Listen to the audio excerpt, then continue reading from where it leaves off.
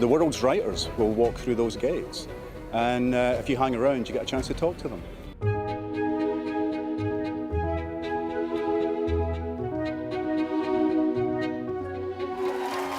I'm interested in conversations that deal with things that matter, but real, how do we live our lives?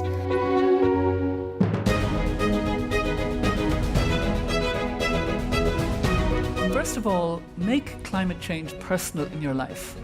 The second step is get angry and get active.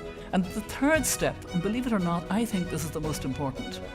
We have to imagine this world that we want to hurry towards.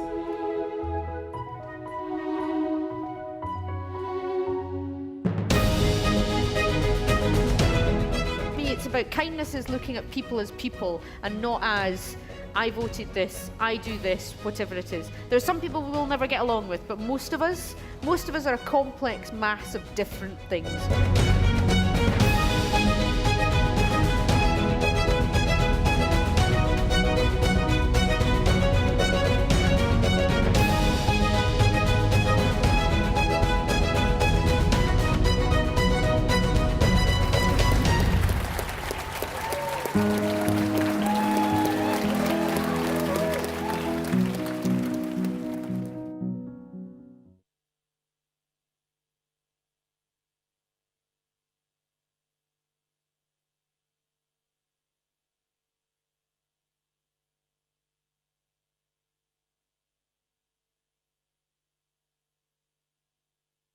I hope you enjoy your events in this year's digital programme and that they spark in you thoughts and conversations and feelings.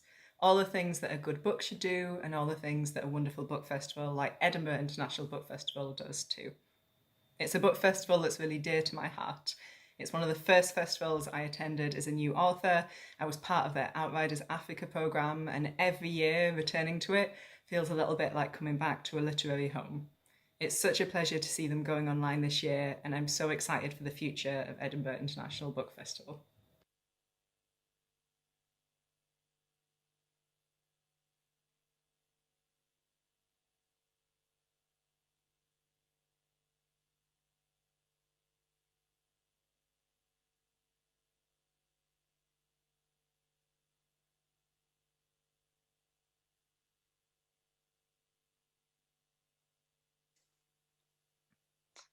Hello and welcome to the Edinburgh International Book Festival. My name is Peggy Hughes. I'm the Programme Director at the National Centre for Writing in Norwich. And it's a very great pleasure to be zooming at you from home in conversation with the wonderful Matt Haig. Matt Haig is an author for children and for adults, and his memoir, there he is. Go on, it's always an impulse to wave at a Zoom. It's the rules, the rules. His memoir, Reasons to Stay Alive, was a #1 bestseller, staying in the British top 10 for 46 weeks. His children's book, A Boy Called Christmas, was a runaway hit and has been translated into over 40 languages. And it's actually being made into a film by Studio Canal, and The Guardian called it an instant classic. We'll maybe touch on that, Matt, because that's really exciting about the film news. Novels for adults include the award-winning How to Stop Time, The Radleys, which is the last time Matt and I met in these circumstances, and The Humans. And he's won tons of things, and we're very excited that his next novel for adults is here. Look how beautiful, The Midnight Library. Can I show them this? You can. Beautiful. Yes. Nothing to do with me how it looks. That's Canongate's design magic working. Oh. A peach inside and out. Don't just believe me. Joanne Harris, no less, has called it a rare and welcome light of hope and wisdom. Jenny Colgan, clever, emotional, and thought-inspiring. And Fern Cotton, just beautiful, just beautiful. So we are going to be in conversation about this very beautiful book. Matt will read a little bit, and we'll just get under the bonnet, really, of some of the themes and ideas and inspirations in the book. And we're really excited that you're joining us from wherever you are. I hope you're comfortable. Hope you've got a glass of something nice nearby. And thank you for tuning in. So Matt, hello.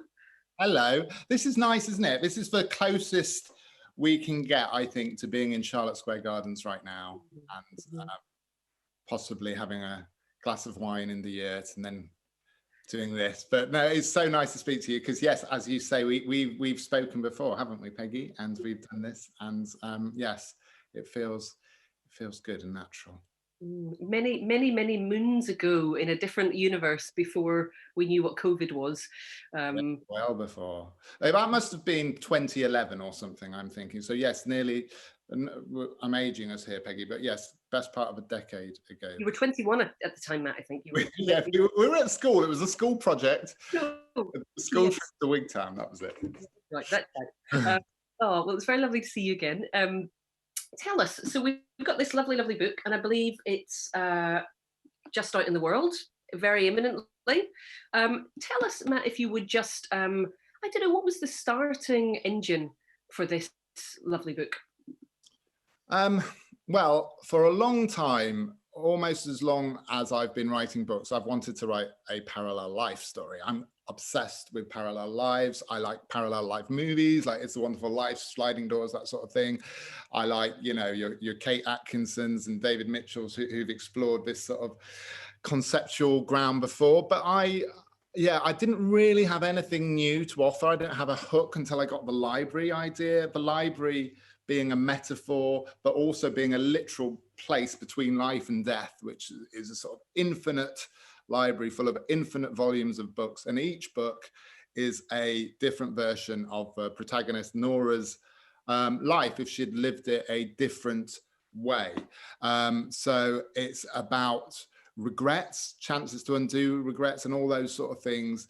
And I don't know why particularly I am obsessed with this idea. I do think it's a kind of 21st century feeling we all have in this sort of age of comparison. Even this year, even in lockdown year, I've felt that there's been a lot of comparing and wishful thinking going on, even when we were having almost exactly the same time. You know, when the complete hard lockdown across the UK was happening, I still found, certainly as soon as you went on social media, there was a kind of slightly benevolent but real comparison and contrast, and people feeling like they were missing out on doing the things they should be doing, like baking sourdough bread or doing Tai Chi or improving themselves or learning the piano or whatever it was. We felt like we've got to be productive all the time and doing the best, making the best of our lives. And I think we're encouraged to have those feelings. Like, I think it started properly with I'm going off on a tangent, sorry. I think it started properly with that Nike slogan, just do it, you know, just do it. Mm-hmm.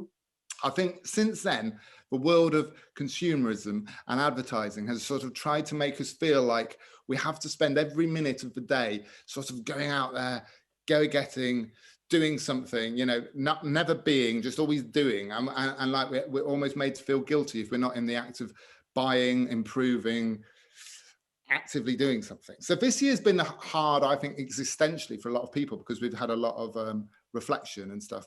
But obviously this book was written before this year, although I think it plays, early readers have said it plays quite neatly into this year. I wasn't Nostradamus, so I didn't know. I thought it felt eerily prescient in terms of kind of motifs around human connection, human contact. And just in terms of its sense of that, you know, fear of missing out that it explores. I wanted to ask, is that a modern malaise? Do you think our grandmothers had a fear of missing out? It just played out differently? I think it probably, you know, human nature has not fundamentally changed. We haven't evolved, but definitely I feel like with our minds, as with our bodies, every different era has its own problems. So now we've got a lot more junk food and we've got a lot more things like that. So, but I also think we've got a lot of mental equivalents. We've got a lot of mental junk food, which we have to which our grandmothers probably didn't have to the same extent. One interesting bit of research, this is something I learned researching a book, my last non-fiction book, Notes on a Nervous Planet, was about how, I can't remember his name, Roger Dunbar, who was like a social anthropologist at either Oxford or Cambridge or somewhere super clever. He came up with the idea of 150 being an important human number, because when they looked back at sort of Neolithic settlements and they saw the size of communities and tribes, there was always about 150 bodies. And even in the Doomsday Book, If you look at the average size of a village throughout Scotland, Wales, England, at around that time, it was around 150 people. And this carried on all the way through, right up until the end of the 18th century, where still villages were the main form of community. And people generally only knew, therefore, about 150 people within a lifetime. So now we're in a situation where we could go on Instagram and see 150 new people before we're even out of bed. And they wouldn't be the people we'd be meeting in the village.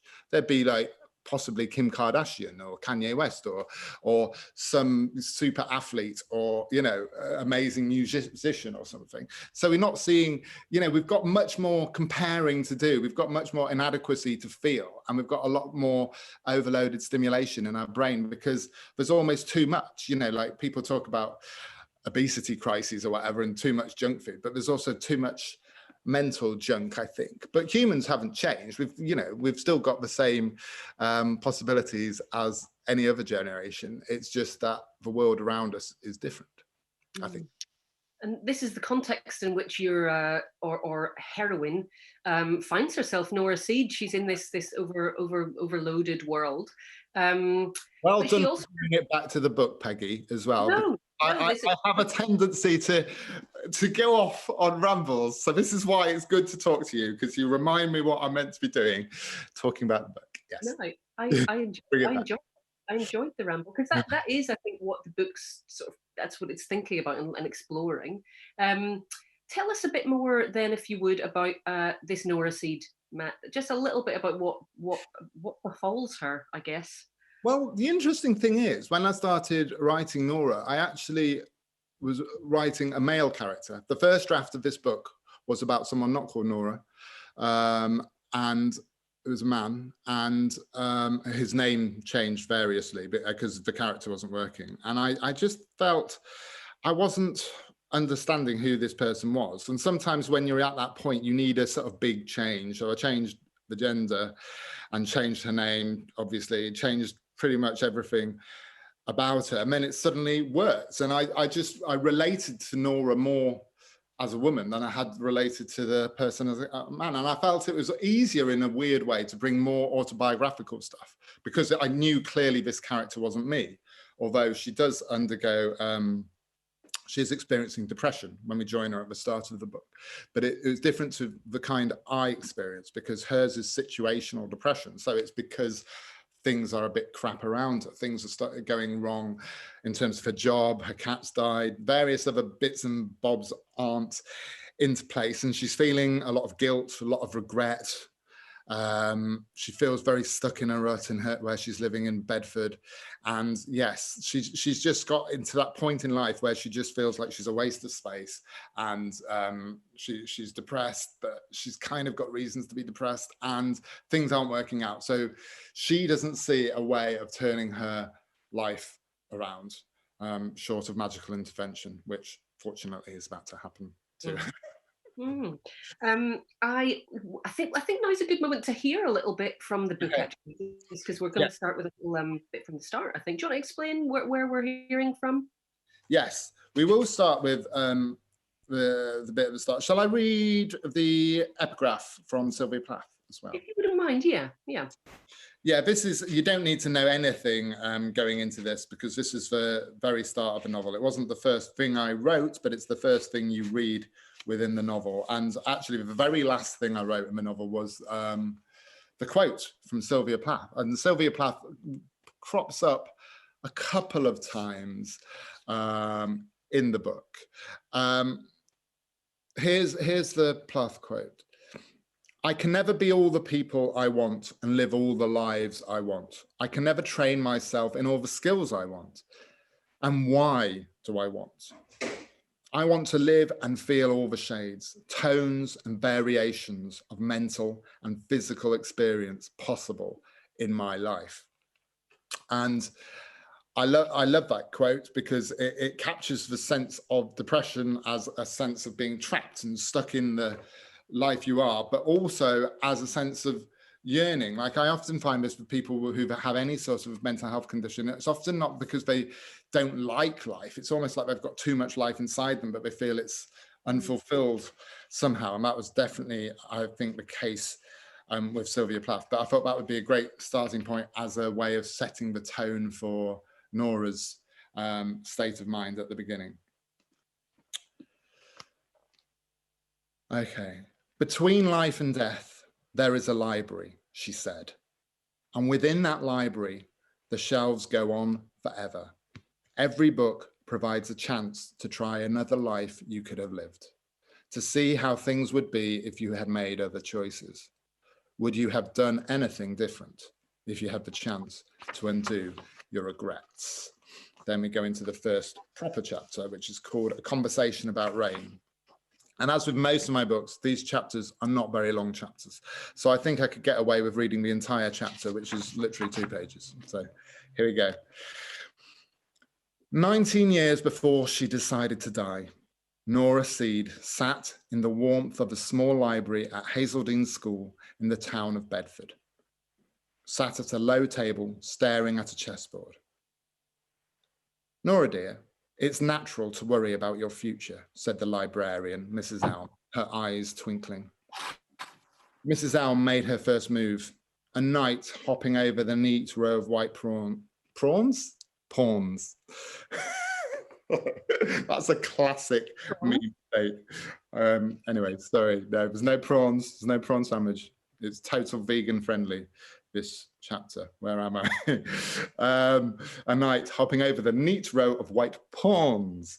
Of course, you're going to be worried about the exams, but you could be anything you want to be, Nora. Think of all that possibility. It's exciting. Yes, I suppose it is. A whole life in front of you. A whole life. You could do anything, live anywhere, somewhere a bit less cold and wet. Nora pushed a pawn forward 2 spaces. It was hard not to compare Mrs. Elm to her mother, who treated Nora like a mistake in need of correction. For instance, when she was a baby, her mother had been so worried Nora's left ear stuck out more than her right that she'd used sticky tape to address the situation, then disguised it beneath a woolen bonnet. I hate the cold and wet, added Mrs. Elm for emphasis. Mrs. Elm had short grey hair and a kind and mildly crinkled oval face, sitting pale above her turtle green polo neck. She was quite old, but she was also the person most on Nora's wavelength in the entire school, and even on days when it wasn't raining, she would spend her afternoon break in the small library. Coldness and wetness don't always go together, Nora told her. Antarctica is the driest continent on Earth. Technically, it's a desert. Well, that sounds up your street. I don't think it's far enough away. Well, maybe you should be an astronaut, travel the galaxy. Nora smiled. The rain's even worse on other planets. Worse than Bedfordshire. On Venus, it is pure acid. Mrs. Elm pulled a paper tissue from her sleeve and delicately blew her nose. See? With a brain like yours, you can do anything.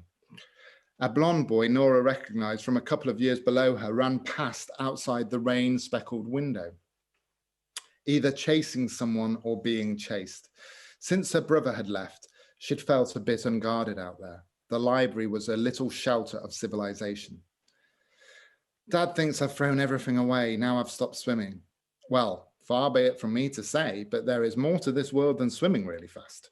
There are many different possible lives ahead of you. Like I said last week, you could be a glaciologist. I've been researching, and it was then that the phone rang. 1 minute, said Mrs. Elm softly. I'd better get that. A moment later, Nora watched Mrs. Elm on the phone. Yes, she's here now. The librarian's face fell in shock. She turned away from Nora, but her words were audible across the hushed room. Oh no, oh my God, of course. So on that little cliffhanger, and then we go 19 years in the future and see where she is now. Yeah, gosh, that's a lovely chapter to dangle in front of us, Matt.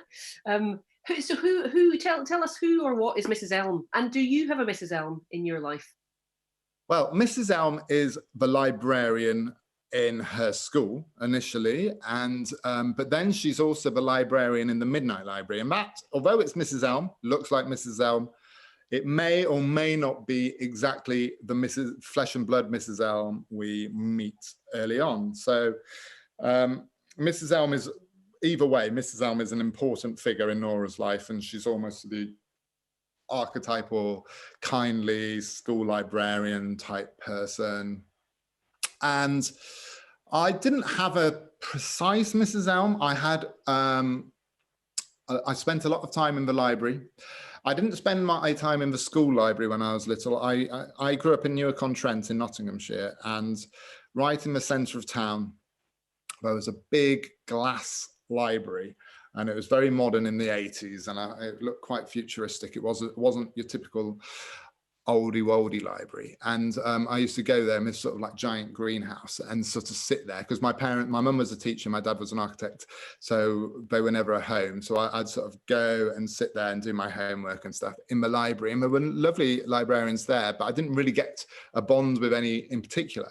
I think Mrs. Elm for me is more, I had an English teacher called Mrs. Kurzweil, who isn't exactly Mrs. Elm, doesn't exactly look like Mrs. Elm, but the sort of feeling I used to get talking to her would come into the conversations she has with Nora.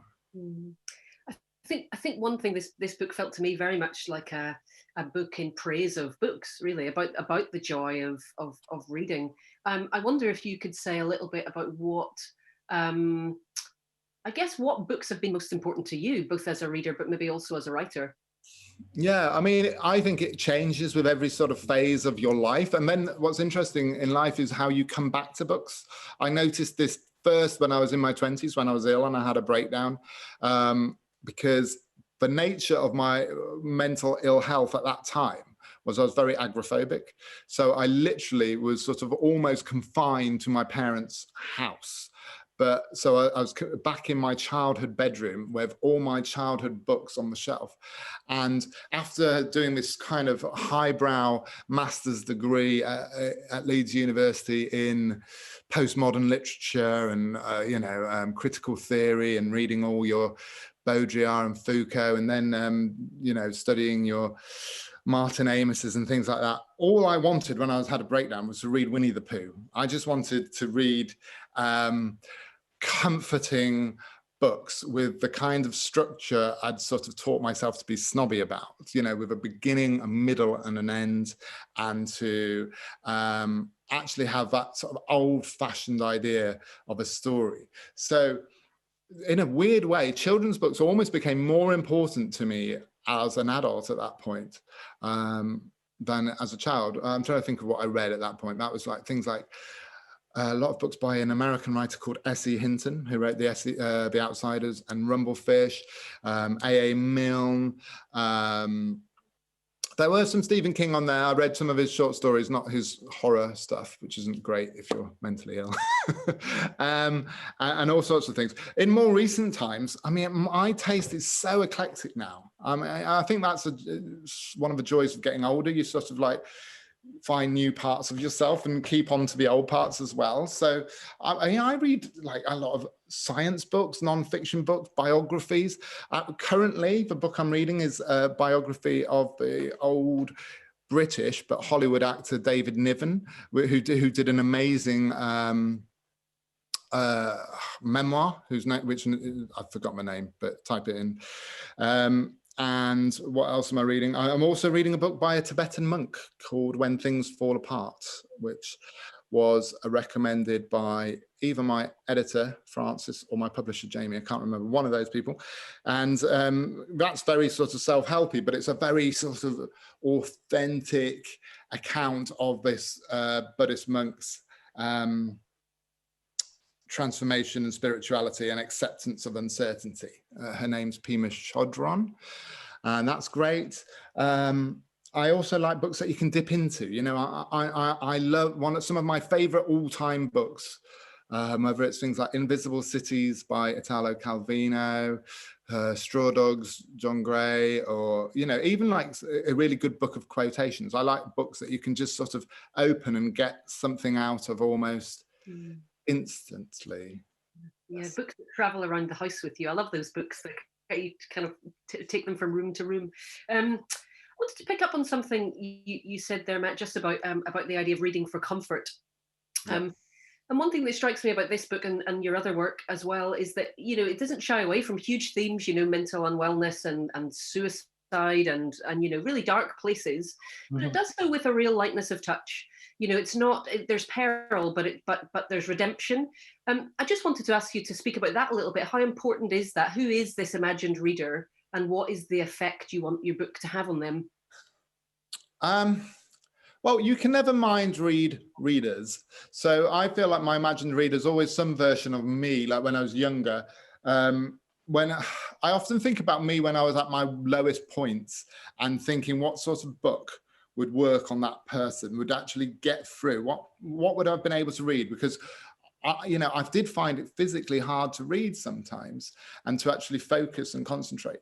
And I think there's a balance to be made between, I think, real comfort for me, because I know people use the word comfort almost like as a synonym for a guilty pleasure. Oh, this is my comfort read or my comfort movie or whatever, and it's affectionate, but it's kind of like not that respectful. But I think like comfort for me can be, you can have, for it to be truly comforting, you kind of have to need to sort of acknowledge some kind of darkness or some kind of authentic pain or trouble, because the times in your life you want comfort tend to be the times that you're in discomfort and you're in a bad patch of it, whether it's grief, whether it's a mental health problem, whether it's just fear of COVID or whatever it is.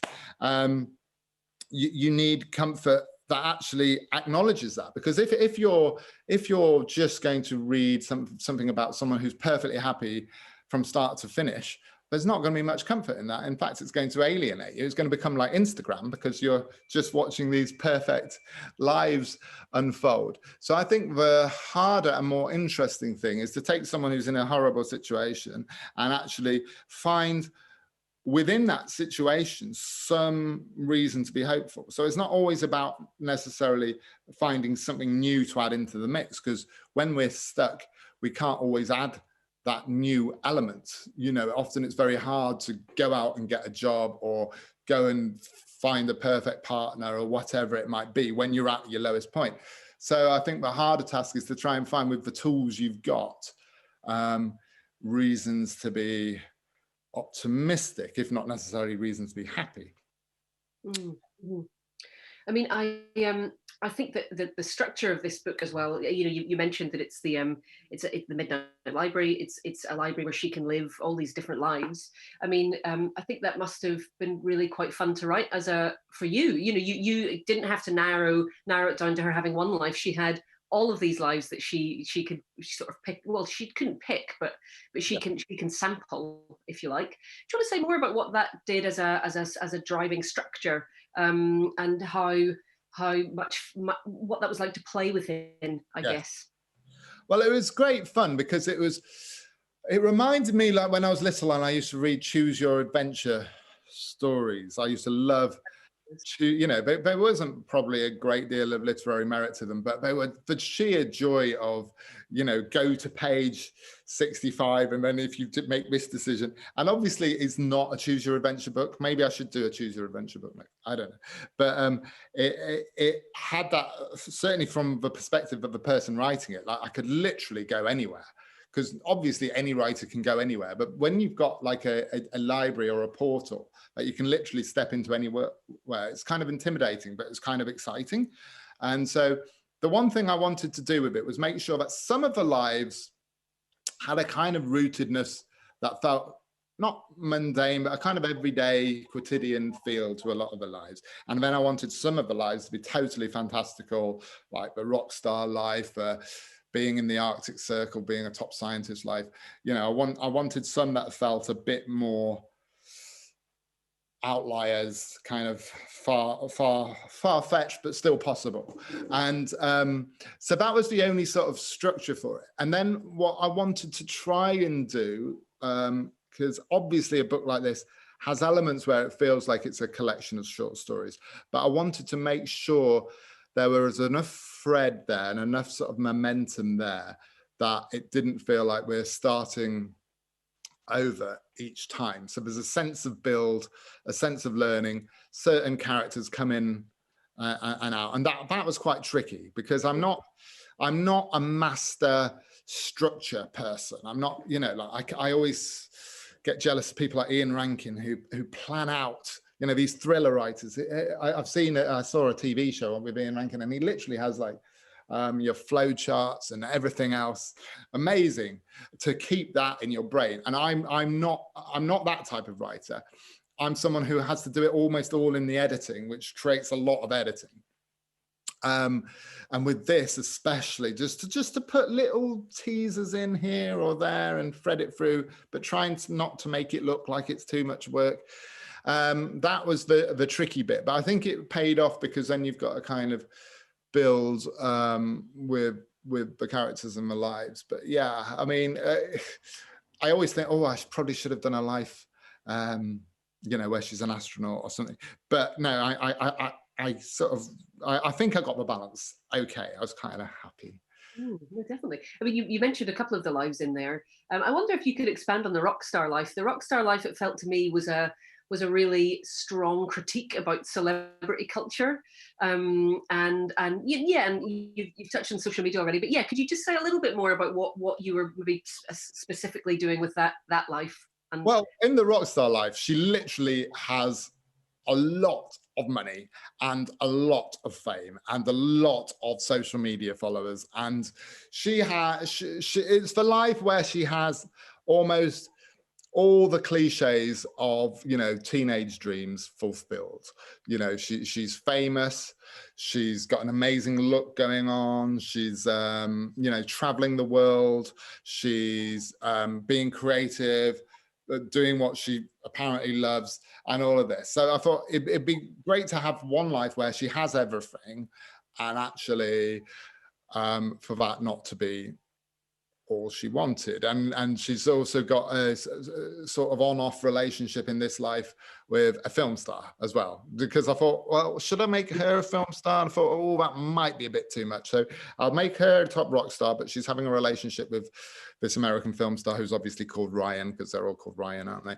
And you know, I made him Ryan Bailey, actually. That's me being a bit referential to It's a Wonderful Life, George Bailey. So I was just doing that. But yeah, Ryan Bailey, the American film star, who's a little bit vacuous.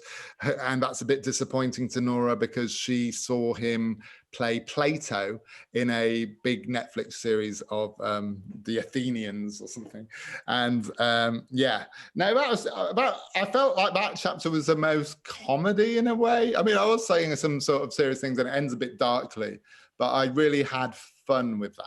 And also, I suppose it's the one that's closest to my regret, not because I thought I could be a rock star, but because I used to play the piano, and I stopped playing the piano when I was about 13 years old, because I just was that stupid teenage boy, self-conscious, worried what people would say about you going to your music lesson with Mrs. Peters. It just wasn't what I felt like I should be telling my mates when I was 13 years old. So I ended up giving up piano. And that's the one thing. I've got tons of other things that I can't do. I can't drive a car. I'm quite proud of not driving a car. It just gives me a little quirky feel. But yes, quite equal. Who's older and can't drive, that makes me feel better. So thank you. Oh, you can't drive. Yeah, well, yeah, it's great. It's a good club, and I keep on waiting for self-drive cars, but they're not coming as fast as they say. They always say 2 years away. It's always 2 years away. Anyway, so yes, that was my sort of wish fulfillment, and I suppose, yeah, for me, the fun as a writer, and hopefully some of that comes over to the reader as well, is that idea of infinite possibility. Like, if you had your own library, which lives would you open, and what would you tell the librarian to pull off the shelves, and what regrets would you want to undo, and how would things, not just with your life but with everyone you know, be different if you had had a different life? I think that was one of the sort of interesting things I wanted to explore. I mean, it strikes me that regret is a really rich texture for a writer.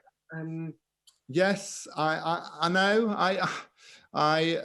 I think that comes back again to sort of like depression and things like that, where you feel a regret. It might not even be a valid regret, but you actually feel it as a sort of physical force and you certainly feel like, oh, if there's something that I could have done differently, that I wouldn't have ended up depressed, for instance. Even as simple as like health things, if I'd have just gone to bed earlier, if I'd never drank or ever taken drugs, or if I had, you know, just gone running every morning or whatever it was, you felt like, oh, if I could undo that, you know, when you're in a state of illness and you feel like you're partly responsible, however wrong that might be, for that, you always think, oh, I wish I could turn the clock back. So I think a lot of that regret comes from that. I used to have regret when I was younger because I was a bit of a teenage layabout, and like a lot of teenagers were in my town. And, you know, I wrote about in Reasons to Stay Alive, I used to be like a teenage shoplifter. I caused my parents all kinds of grief. They might be watching this actually, but yes. So I used to, when I was younger, I've sort of given up having regrets now. But when I was younger, there was all sorts of things where I thought, oh, roll my eyes, you know, what I'd been like. But yeah, I mean, regrets ultimately, you know, you can learn from mistakes you've made in the past, but regrets are literally the most fruitless thing to have, really, because there is no time machine. We kind of only have one present after another present after another present. Actually, that book by that Buddhist, When Things Fall Apart, she's very good at saying how most human unhappiness is caused by the fact that we are either swamped by regrets in the past or fearful of events in the future. And those two things continually cloud our present. And, you know, the past is never quite how we remembered it. And the future is always a hypothetical concept. Even when we've got set things in the diary, it might not happen in the way we think, as this whole year has proven. So really all we've got is the present moment. So it's that deep mindfulness thing, which I'm quite into, even though mindfulness is a bit of a cheesy word now. Anyway, yeah. Wow, so much to talk about, really. I did want to, just because you brought it up there, and I'll bring it up here, just towns, small towns. It felt to me like Bedford, which I don't know if it is small, like especially small, but I just wondered about its role in the book. It feels like a real, it's sort of an anchor or a thing that brings her down. That idea of returning home, of being trapped. I wondered what your is that a correct sort of sense of place that I'm taking from that? Yeah. For the practical purpose of this book, I wanted her to be somewhere near London, near a capital city, but not quite in it, because that's sort of symbolic of her life. And I think Bedford's, to me, it's kind of like the archetypal commuter town, like Slough and Reading, and it kind of got, you know, it's a bit unfair to Bedford, I'm sure, but it's kind of got that potentially Nowheresville vibe to it, and it just seemed right for that. Bedford as well is an echo of Bedford Falls in It's a Wonderful Life, which is, you know, that's either clever and postmodern or lazy and just plagiaristic, I don't know, but yes, so there's lots of that in it. But I feel like certainly in my earlier novels, which I wrote before anyone read them, they were always set in small towns, and I feel like I'm a kind of small town writer. I like writing about small towns because that's what I grew up with. You know, apart from that brilliant library, Newark-on-Trent didn't have much culturally going on in the 1980s. It's got a lot more now, but in the 1980s when I grew up, it was no cinema, no bookshop other than W.H. Smith's, and not much going on. And Bedford's got a bit more going on than that, but it's still got that. It's still that. Those small towns, I feel, sometimes have that feeling of dreams that aren't fully lived. But then, actually, when you deeply analyze it, the level of happiness in these towns is probably at least as high as anywhere else. But it's just what our imaginations put on places, and certainly what people who live there sometimes put on them. And this is one of the lessons Nora learns throughout the course of the story. It's also, I think they're the universality, if you like, of a small town. Everyone can use a small town. They make really good backdrops for a book like this that sort of grafts realness, realism, and difficult things with Yeah. this kind of extraordinary adventure. Could you? I think that's a sort of signature note in your books, that kind of like, you know, really recognizable realness with a kind of like breaking all the boundaries. Yes, I think you're right. I think that's what I like to do. I like to have one foot in the real world and one foot in the fantasy world. I wouldn't want both feet all the time in the fantasy world. Much as I admire your Tolkiens of the world and your Ursula Le Guins and stuff, for me, I like something recognizable and relatable. Like, even within Harry Potter, my favorite bits were always the bits pre-Hogwarts, where that sort of Roald Dahl thing of having magic in the actual world. And it's not, I didn't plan it this way. I used to try and be a realistic writer who just wrote about realism, but then I'd get bored around chapter 3, and then I'd think, no, we need more. You know, I can actually write anything, so why am I still writing about things that have to happen? So yeah, I always like writing things that aren't real, but trying to make them. It adds another challenge to it, to try and see if there's a way to actually make a reader believe this could happen. And science helps a lot with this, you know, because quantum physics is actually quite exciting, even though it's boring and complicated from a distance. What it actually reveals about the world and the probabilistic nature of the world actually means that everything is uncertain. So it's actually, quantum physics is a kind of like hopefulness of possibility and, you know, possible multiverses and stuff. So I like that stuff, and that stuff can be emotional, and you can kind of give it a veneer of believability via the science stuff. In terms of, do you think publishing's getting better at supporting the kind of books that play in those strange interstices, if that's the right word for it? I mean, it's massive, the change. My first book, which was again kind of fantasy-esque, was published in 2004, and we're 16 years later. I think within the last 10 or so years, it has changed massively. I mean, not every change in the book industry has been great, you know, but marketing departments have had probably a little bit too much sway here and there. But I think that is a positive change, that the genre snobberies that existed before have evaporated quite remarkably. So before now, you don't have to dress up everything in literary clothing. You don't have to say, oh, it's not science fiction or fantasy, it's magical realism. That was the difference. You know, magical realism was, you know, so if you're Salman Rushdie or Angela Carter, it was okay, you didn't have to be real, but you had to very much dress it in those literary clothes. Whereas now you can be a little bit more freer and write in that in-between zone, which isn't trying necessarily to be capital L literary or trying to be capital C commercial, but it's kind of in that in-between zone, which picks things from genre and different things. And it just feels creatively, for someone like me and lots of other writers, who take influences from everywhere, you know, take influences from Netflix TV shows, from poetry, from advertising, whatever. It feels a more natural way of doing things than just being inspired by Virginia Woolf and T.S. Eliot. No, absolutely.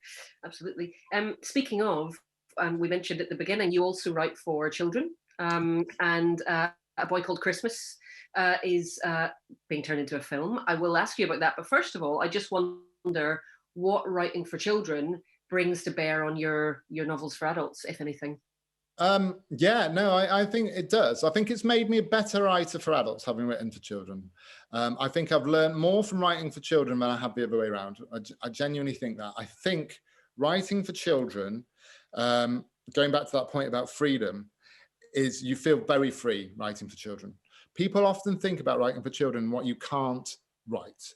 So you think, well, we can't have sex and violence, we can't do this, you know, what age certificate would this be?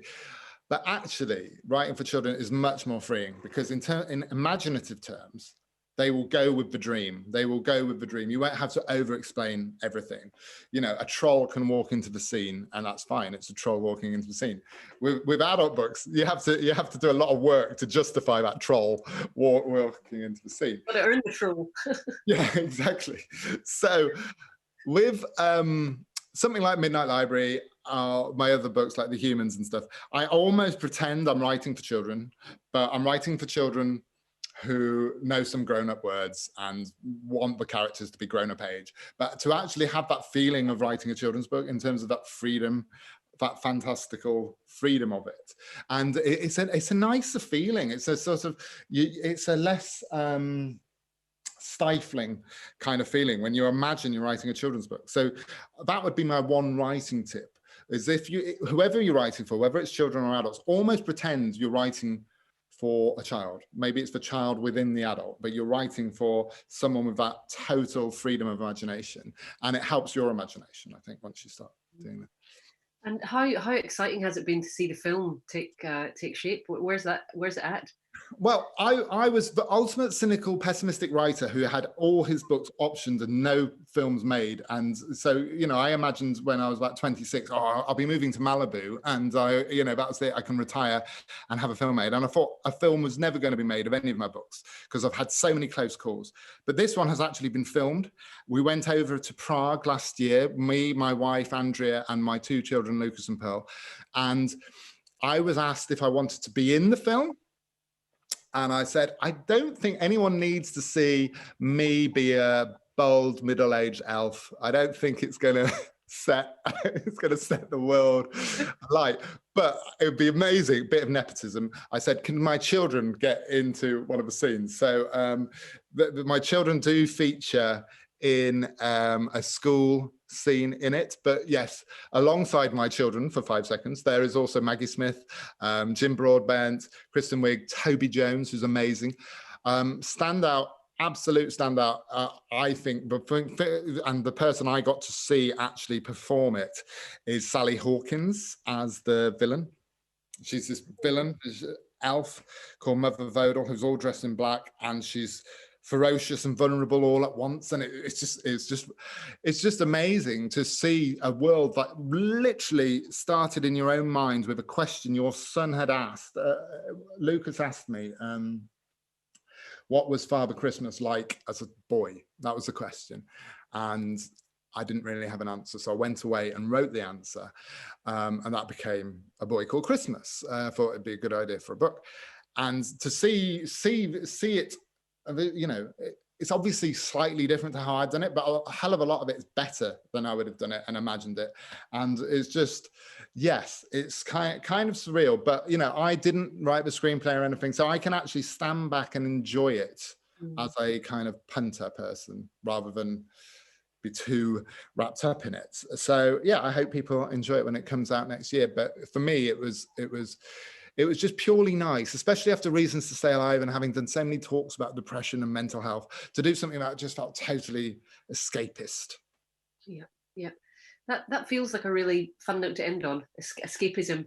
Yeah. And remarkably, we've reached our time in any case. I guess if I could ask you one tiny further little question, it would just be what's the one thing you would take from this funny weather we've been in?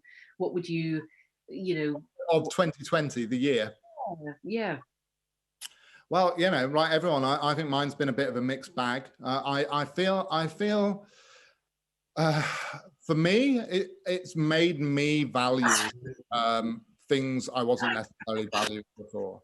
I used to, all my treats in 2019 were things which had to stop in 2020. So I'd always have a holiday to look forward to, or a restaurant, or a theatre performance.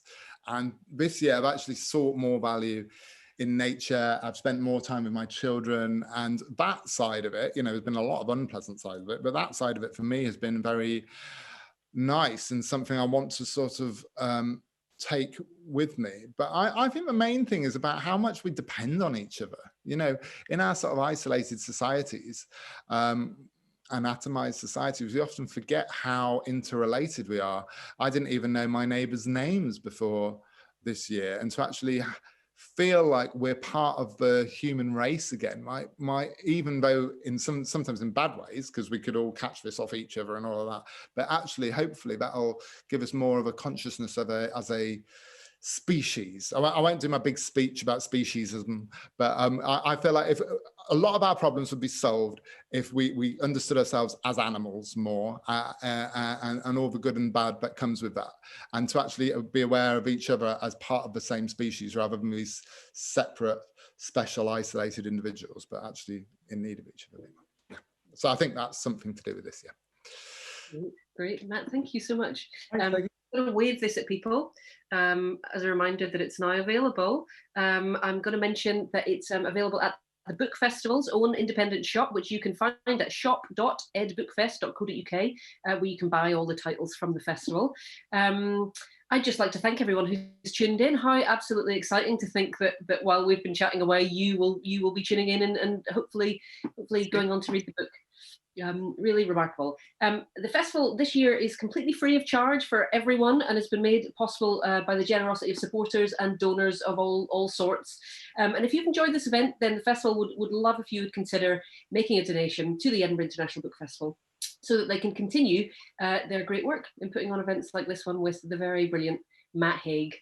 This is the bit where I would ask you all to clap, but I'm sure that I'll clap. Let's clap I'll clap myself. I'll clap Peggy. I'll clap you, Peggy. You were great.